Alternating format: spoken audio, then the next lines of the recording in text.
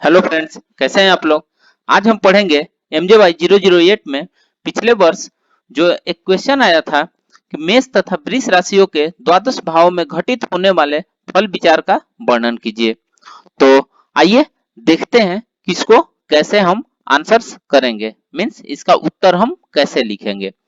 तो video start करने से पहले जो भी फ्रेंड मेरे चैनल पे नए नए आए हैं कृपया चैनल को सब्सक्राइब कर ले और बेल आइकन को प्रेस कर दे ताकि जो भी लेटेस्ट वीडियो हमारे चैनल पे आए वो सबसे पहले आपको मिल सके। तो वीडियो को ज्यादा लंबा न करते हुए आइए देखते हैं द्वादश भाव में मेष राशि का फल। सबसे पहले मेष को देखेंगे, उसके बाद हम वृष राशि को देखेंगे।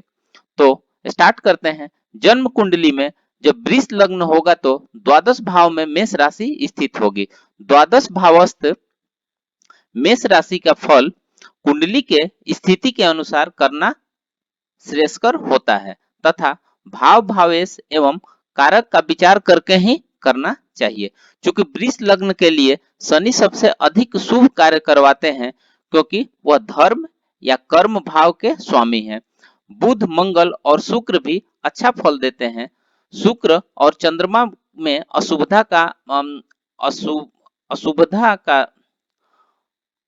अशुभता का अनुभव में आता है तथा शुक्र तटस्थ फल प्रदान करेंगे क्योंकि वह लग्न के स्वामी हैं। वैसे तो चमत्कार चिंतामणि में बताया गया है कि द्वादश भाव में मेष राशि स्थित हो तो इस योग के जातक कृपण, विचारहीन, घमंडी, बुरे कार्य करने से दंड पाने वाले होते हैं। परंतु कुछ विद्वान इस भाव के फल को उत्तम फल भी बताया है। इस प्रकार 12वें भाव में मेष राशि स्थित हो तो व्यवेश तथा इसी भाव में स्थित होने पर निम्नलिखित फल समझना चाहिए। इस स्थिति में उत्पन्न जातक ऐश्वर्यवान, ग्रामीण, कृपण, पशुधन से युक्त, जमींदार या मामूली धन का स्वामी तथा अपने कार्य में निरंतर प्रयत्नशील होते हैं। परंतु यह फल द्वादशेष पर शुभ ग्रहों की दृष्टि से संभव लगता है। तो आइए देखते हैं। इसका पहला है, परंतु यदि द्वादश भाव में मेष, सिंह, धनु, कर्क तथा मीन राशि स्थित हो तो अधिकतर अशुभ फल ही जातक को प्राप्त होते हैं। सेकंड नंबर में हो जाएगा मिथुन, तुला, कुंभ राशि द्वादश भाव में स्थित हो तो अशुभ फल कम प्राप्त होते हैं, अर्थात शुभ शुभ दोनों प्रकार के फल प्राप्त होते हैं। थर्ड वन हो जाएगा द्वादश भाव में वृश्चिक और मकर राशि स्थित हो तो अत्यधिक अशुभ फल की प्राप्ति होती है। 28वें वर्ष में माता की मृत्यु, भातृ कष्ट इत्यादि की घटनाएं होती है। परंतु मानसागर के अनुसार द्वादश भाव में मंगल मेष राशि में स्थित हो तो शुभ फल प्रदान करता है। द्वादश भावस्थ मेष राशि के मंगल भाई और संतति के लिए मारक है। इस योग वाले जातक अधिक भोजन करने वाले एवं कामुक प्रकृति के होते हैं, किंतु पत्नी सुख कम प्राप्त होता है और 26वें वर्ष में प्रसिद्धि योग बनता है एवं यह एक स्पष्ट वक्ता होते हैं। आइए नेक्स्ट देखते हैं। द्वादश भाव में मेष राशि में प्रवेश की स्थिति, युति, दृष्टि फल। इस विषय को समझने के लिए एक कुंडली को हम उदाहरण में लेंगे। परंतु जातकालंकार के श्लोक संख्या 37 के अनुसार 12वें भाव का स्वामी अपनी राशि में स्थित हो तो इस योग के जातक मानसिक रूप से कंजूस, पशुधन से युक्त, जागीरदार, कृषक एवं भूस्वामी होते हैं। द्वादश भाव स्थित ग्रहों के स्वभाव से हमें यह संकेत मिलता है कि जातक के धन की हानि किस तरह होगी या उनका व्यय किस प्रकार से होगा, संन्यास ग्रहण करेगा या नहीं इत्यादि। यदि व्यवेश पर शुभ ग्रहों की दृष्टि या युति हो तो वह दशा जातक के लिए उत्तरोत्तर क्रम से वृद्धि प्रदान करेगा, जिसके फलस्वरूप वह जातक उत्तम गुण वाला तथा धर्मात्मा होता है। साथ ही जातक को सम्मानित पद प्राप्त होता है। ठीक इसके विपरीत परिस्थिति में अगर यदि 12वें भाव के स्वामी अशुभ स्थिति में हो तो या नीच राशि के हो तो अस्तगत हो तो जातक को काफी उत्पीड़न का सामना करना पड़ता है। इस योग के जातक का स्वास्थ्य संबंधी समस्याएं होती है एवं जेल भी हो सकता है। साथ में आमदनी की भी कभी कभी कमी होती है। तो इसको आइए हम लोग एक उदाहरण के रूप में समझते हैं। जो एक छोटा सा उदाहरण लिए हैं कि ये जो कुंडली है ऐसे व्यक्ति की है जिन्होंने धन संपत्ति होने के बाद भी संन्यास को ग्रहण किए। तो आइए इसको देखते हैं। इस कुंडली में वृष लग्न है तथा 12वें भाव में मेष राशि स्थित है। 12वें भाव के स्वामी मंगल और बृहस्पति की दृष्टि भी व्यय भाव बन रही है। भाग्य भाव के स्वामी शनि जो स्वयं अपने घर में स्थित है तथा इनकी दृष्टि पराक्रम भाव पर हो रही है। इस पराक्रम भाव में सूर्य चंद्र बुध स्थित है। तीनों ग्रह की युति आत्मा मस्तिष्क और बुद्धि के कारक हैं और जिस राशि में स्थित है वह कर्क राशि है जिसको आध्यात्मिक राशि भी कहते हैं। लग्नेश सुख भाव में गुरु शुक्र केतु के साथ स्थित है। फलतः द्वादश भाव में मेष राशि के स्थित होने के कारण यह जातक एक आत्म प्रेरक तथा जिन्होंने उच्च शिक्षा करने के बजाय संन्यास और साधना अपना लिया और मोक्ष मार्ग की ओर अग्रसित हुए। तो फ्रेंड्स इस प्रकार से हम मेष राशि का अभी वर्णन कर रहे हैं। नेक्स्ट देखते हैं द्वादश भाव में मेष राशि सूर्यादि ग्रहों की स्थिति युति एवं दृष्टि फल। आइए अब समझते हैं 12वें भाव में सभी ग्रहों की स्थिति युति दृष्टि फल को कैसे देखेंगे। तो इसकी स्थिति देखने के लिए स्थिति का आशय आपको समझना यह होगा कि 12वें भाव की क्या स्थिति है। जैसे किसी भी भाव में शुभ ग्रहों के द्वारा देखा जाता है कि अथवा उच्च ग्रह हो मित्र गृही हो और शुभ वर्ग में हो तो इस स्थिति में शुभ फलों की प्राप्ति होती है तथा इसी का नाम स्थिति है। यह स्थिति शुभाशुभ फलों दोनों फलों को बोध कराती है। जैसे इसको देखेंगे द्वादश भाव में सूर्य के साथ पाप ग्रहों की युति होने से शयन सुख में कमी होती है इत्यादि फल को समझना चाहिए। और भी बातें आपको जैसे समझा सकते हैं। जैसे सूर्य से 12वें भाव में चंद्रमा को छोड़कर कोई अन्य ग्रह स्थित हो तो वोसी योग होता है। सूर्य से द्वितीय भाव में कोई ग्रह स्थित हो तो वैसी योग बनता है। एक बात और भी जानना चाहिए कि द्वितीय और द्वादश भाव में चंद्रमा नहीं स्थित हो तो अन्य कोई ग्रह स्थित हो जैसे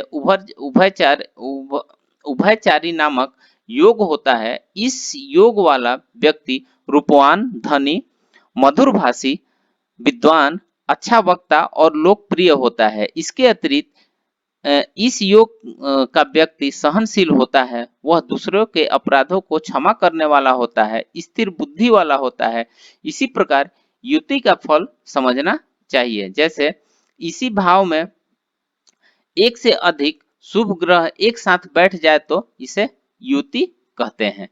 ठीक इसी प्रकार शुभ ग्रहों की युति शुभ फल देने में सक्षम होती है तथा उत्तम योग बनाती है और पाप ग्रहों की युति का फल अशुभता की ओर निर्देश करता है। दृष्टि का आशय देखना है कि जो भी ग्रह जिस स्थान में स्थित होता है वहां से सप्तम स्थान को पूर्ण दृष्टि से देखता है।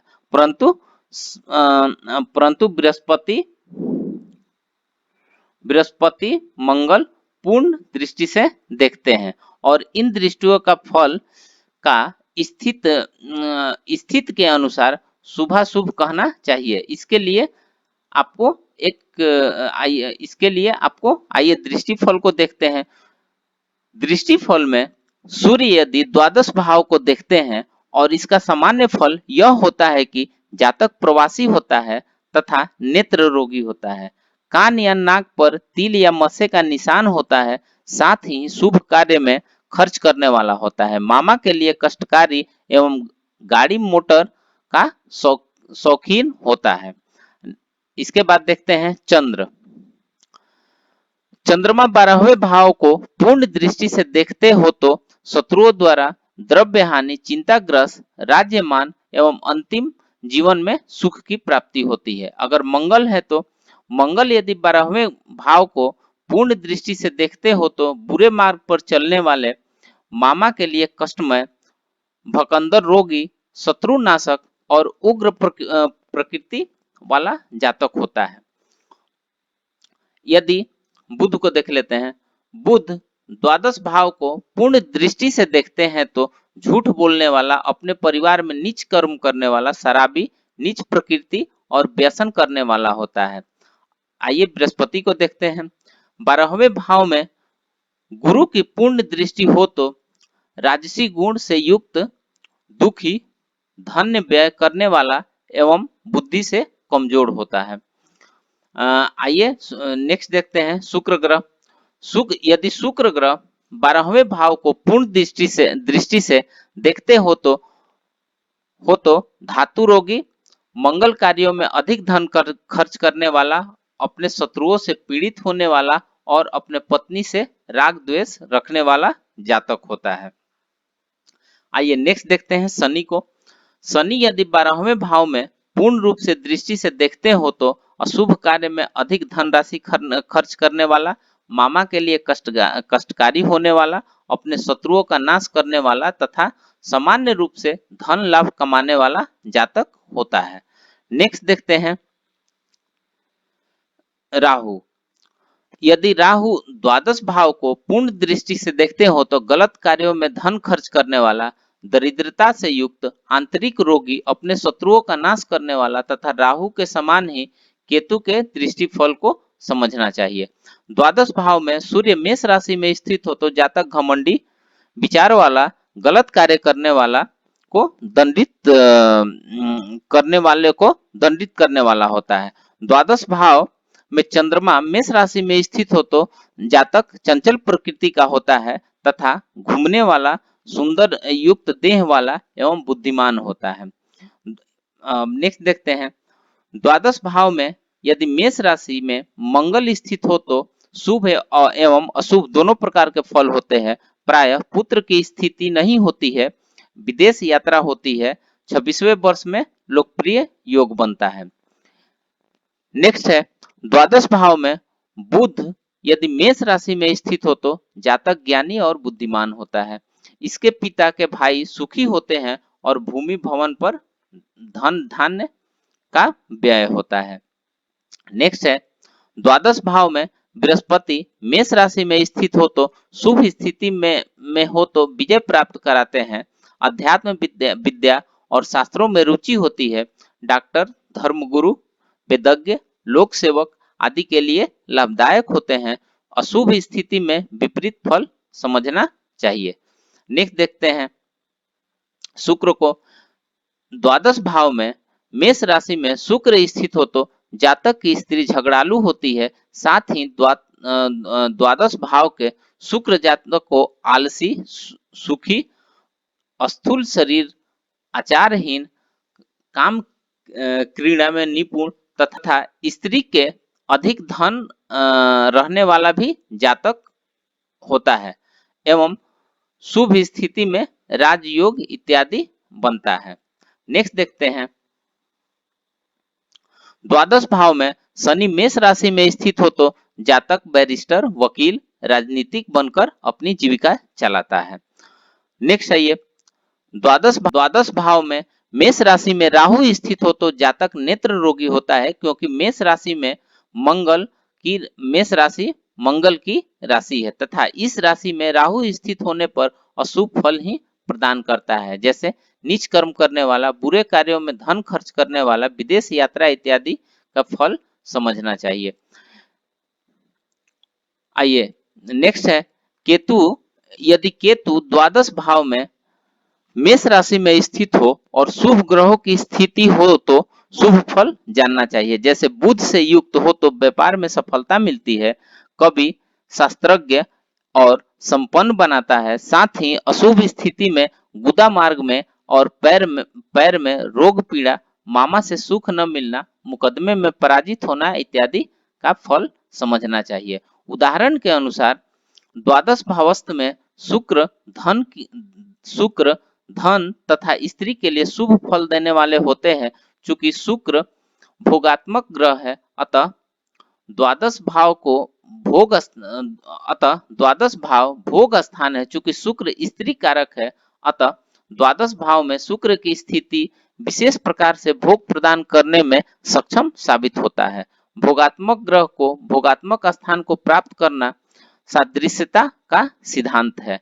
द्वादश भाव में स्थित शुक्र द्वादश भाव के स्वामी से युक्त होने पर विशेष धनदाता होते हैं, परंतु यहाँ पर इस बात का ध्यान रखना है कि केवल मेष लग्न वालों के लिए द्वितीय भाव के स्वामी द्वादश भावस्थ होकर शुभ होते हैं। शुक्र से अन्य द्वितीय भाव का स्वामी द्वादश भावस्थ अशुभता देते हैं। उदाहरण के लिए महारानी विक्टोरिया का कुंडली जिन्होंने 40 वर्ष तक राज्य का सुख भोगा, इस कुंडली में खास बात यह है कि द्वादश भाव में मेष राशि स्थित है तथा शुक्र बुध की युति यहीं पर हो रही है। तो ये देख लीजिए महारानी विक्टोरिया का कुंडली है और आइए इसको एक्सप्लेन करते हैं। यहाँ पर शुक्र 3 लग्नों से 12 भाव में स्थित होकर स्वयं में बलवान है।